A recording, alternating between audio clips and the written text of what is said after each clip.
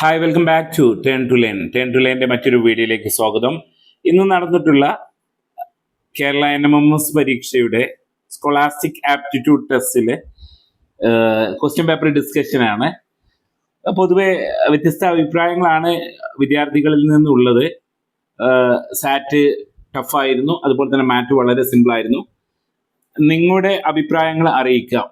നിങ്ങൾക്ക് എങ്ങനെയാണ്? മാറ്റ് സിമ്പിളായിരുന്നോ? മാറ്റ് ടഫായിരുന്നു? സാറ്റ് എങ്ങനെയായിരുന്നു? സാറ്റിൽ സോഷ്യൽ സയൻസ് എങ്ങനെയുണ്ടായിരുന്നു? ബേസിക് സയൻസ് എങ്ങനെ ഉണ്ടായിരുന്നു? അതുപോലെ തന്നെ മാത്തമാറ്റിക്സ് എങ്ങനെയുണ്ട് എന്നുള്ളത് ചോദിക്കുക. അപ്പോൾ നമ്മൾ ഇന്ന് സാറ്റ് സ്കോളാസ്റ്റിക് ആപ്റ്റിറ്റ്യൂഡിലെ ഫസ്റ്റ് പാർട്ട് വീഡിയോ ആണ്. സോഷ്യൽ സയൻസ് ആണ് നമ്മൾ ഡിസ്കസ് ചെയ്യുന്നത്. അപ്പോൾ ഫസ്റ്റത്തെ ചോദ്യം ഇതായിരുന്നു: identify geographical feature of the Neithal. Neithal ഏതാണ്? നിങ്ങൾക്ക് അറിയാം, നെയ്തല് സമുദ്ര തീരമാണ്. ഓക്കെ, നെയ്തൽ ഏതാണ്? സമുദ്ര തീരമാണ്. അത് കോസ്റ്റൽ റീജിയൻ ആണ് എന്നുള്ളത് അറിയാം. Then രണ്ടാമത്, which among the following is not a Mesopotamian city? Okay, ചുവടെ തന്നിട്ടുള്ളവയിൽ മെസപ്പൊട്ടോമിയൻ നഗരമല്ലാത്തത് ഏത് എന്നാണ് ചോദിച്ചിട്ടുള്ളത്. ലാഗേഷ് ഉറൂക്ക് നമ്മുടെ റിവിഷൻ ക്ലാസ്സുകളൊക്കെ നന്നായിട്ട് ഡിസ്കസ് ചെയ്താണ്.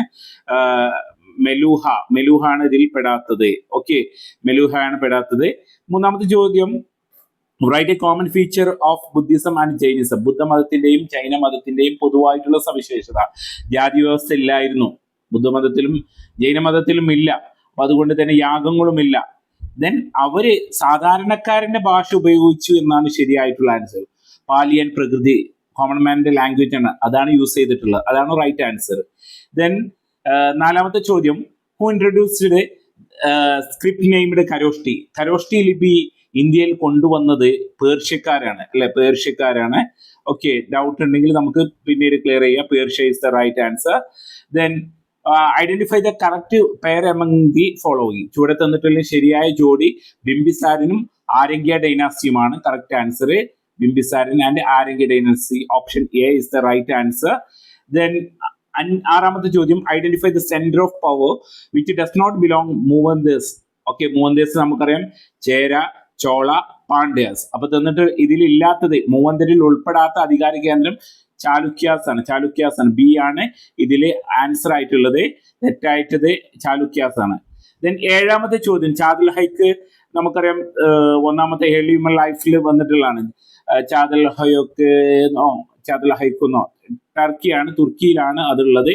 സിമ്പിൾ ക്വസ്റ്റ്യൻ ആണ്. ഹൈറോഗ്ലിഫിക്കിന്റെ പദത്തിന്റെ അർത്ഥം പലതവണ നമ്മുടെ റിവിഷൻ ക്ലാസ്സിലും അതുപോലെ തന്നെ ടെസ്റ്റ് സീരീസിലൊക്കെ നമ്മൾ ചോദിച്ചിട്ടുള്ള ചോദ്യമാണ്. വിശുദ്ധമായിട്ടുള്ള സാക്രഡ് റൈറ്റിംഗ് ആണ് ആൻസർ. വിശുദ്ധമായിട്ടുള്ള എഴുത്ത് എന്നാണ് ആൻസർ ആയിട്ടുള്ളത്.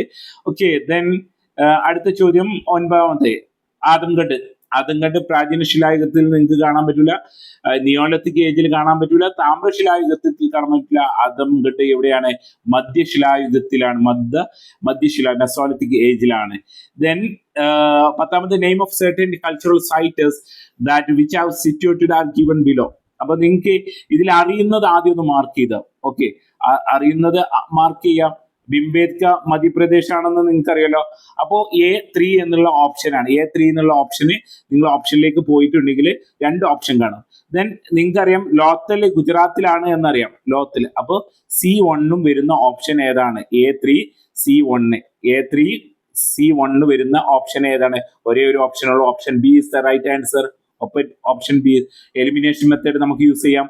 Then Chinese civilization flourished yellow river ആണ്. യെല്ലോ റിവറുടെ പേരെന്താണ്? ഒയാങ്ഹോ നദിയാണ്. ദെൻ നെക്സ്റ്റ് ചോദ്യം, the mention language of Sangam literature. തമിഴാണല്ലോ, പഴന്തമിഴ്. ഓക്കെ, പഴന്തമിഴാണ് ആൻസർ, തമിഴാണ് answer. Okay, Tamil is the right answer.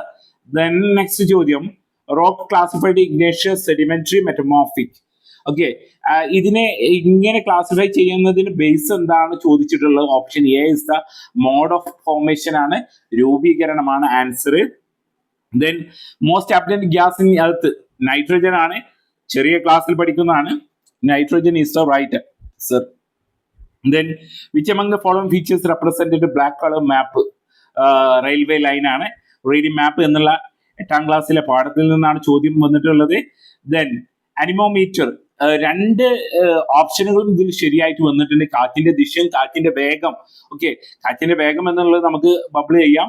Okay, കാറ്റിന്റെ ദിശയും അനിമോമീറ്റർ എന്നുള്ളത് നമുക്ക് ഗൂഗിൾ ചെയ്യുന്ന സമയത്ത് കാണാൻ പറ്റുന്നുണ്ട്.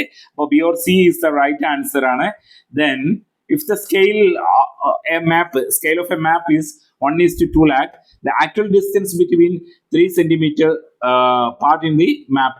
ഒരു ഭൂപടത്തിന്റെ തോത് 1:2 lakh ആണെങ്കിൽ ആ ഭൂപടത്തിന്റെ 3 സെന്റിമീറ്റർ അകലത്തിൽ സ്ഥിതി ചെയ്യുന്ന സ്ഥലങ്ങൾ തമ്മിലുള്ള ദൂരം, യഥാർത്ഥ ദൂരം 6 കിലോമീറ്റർ ആണ്. വേറെ ഒന്നും നോക്കേണ്ട, 6 കിലോമീറ്ററിൽ നിങ്ങൾക്ക് മാർക്ക് ചെയ്യാം 6 kilometre. 6 kilometre is the right answer. Then next, the most fertile soil alluvial soil ആണ്. ഓക്കെ, എക്കൽ മണ്ണാണ് മോസ്റ്റ് ഫെർട്ടൈൽ സോയിൽ ആയിട്ടുള്ളത്. എക്കൽ മണ്ണ് അലൂവിയൽ സോയിൽ ആണ്. Then which line latitude is known as tropic of cancer? ദക്ഷിണായന രേഖ എന്നറിയപ്പെടുന്നത് 23 ഡിഗ്രി അല്ലെ, 23 ഡിഗ്രി സൗത്തില്. അപ്പോൾ ഓപ്ഷൻ സി ആണ് ആൻസർ. ഓപ്ഷൻ സി ആണ് answer. The most important rainy season south west monsoon ആണ് അല്ലെ, തെക്ക് പടിഞ്ഞാറ് മൺസൂൺ ആണ് ഇന്ത്യയിലെ ഏറ്റവും പ്രധാനപ്പെട്ട മഴക്കാലം എന്നറിയപ്പെടുന്നത്. Then inner core earth is remain solid state. എന്തുകൊണ്ടാണ്? ഓക്കെ, ഭൂമിയുടെ അകക്കാമ്പ് ഖരാവസ്ഥയിലാവാൻ കാരണം വെരി ഹൈ പ്രഷർ ആണ്. നമ്മുടെ ടെക്സ്റ്റിൽ പറയുന്നുണ്ട് very high pressure. Okay, D is answer. D is answer. ഭൗമകേന്ദ്രത്തിലേക്ക് ചെലുത്തപ്പെടുന്ന ഉയർന്ന മർദ്ദമാണ് കാരണം.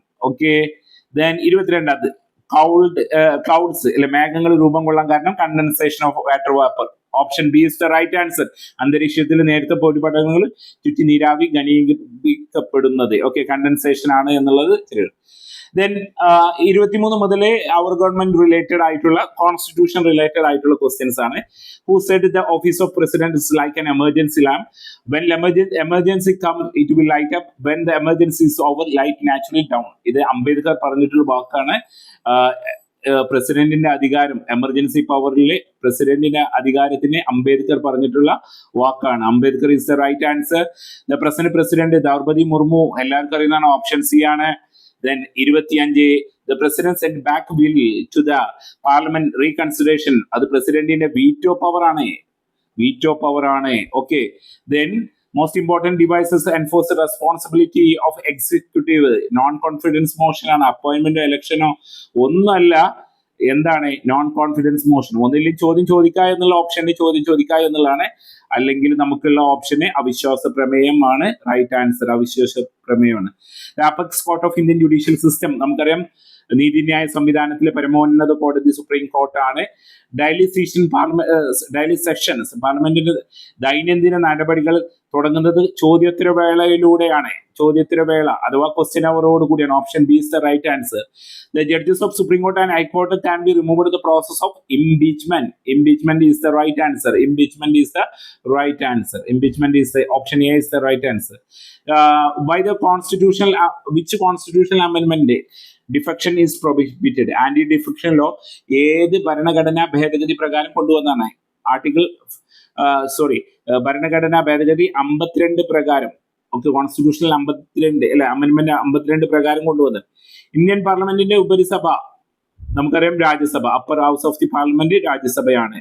Then Lok Sabha member in Kerala തെറ്റിച്ചിട്ടുണ്ടാവും. 20 ലോക്സഭാ മെമ്പേഴ്സ് ആണ് ഉള്ളത് ലോക്സഭയിലേക്ക്. രാജ്യസഭയിലേക്ക് 9.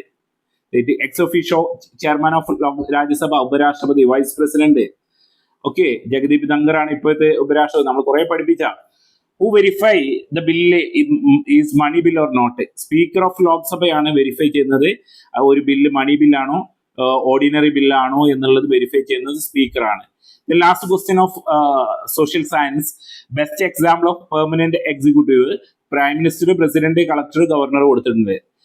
സ്ഥിരം എക്സിക്യൂട്ടീവിന്റെ ഏറ്റവും വലിയ ഉദാഹരണമാണ് ഒരു IAS ഓഫീസർ, കളക്ടർ എന്നുള്ളത്. അപ്പോൾ ഇതിൽ 35 മാർക്കും നിങ്ങൾക്ക് കിട്ടിയിട്ടുണ്ട് എന്ന് വിചാരിക്കുന്നു. നിങ്ങളുടെ മാർക്ക് ഒന്ന് കമന്റ് ചെയ്യുക. അപ്പോൾ നെക്സ്റ്റ് സെക്ഷൻ ക്വസ്റ്റ്യൻസ് നമ്മൾ ഉടനെ തന്നെ അപ്ലോഡ് ചെയ്യുന്നതായിരിക്കും. Thank you.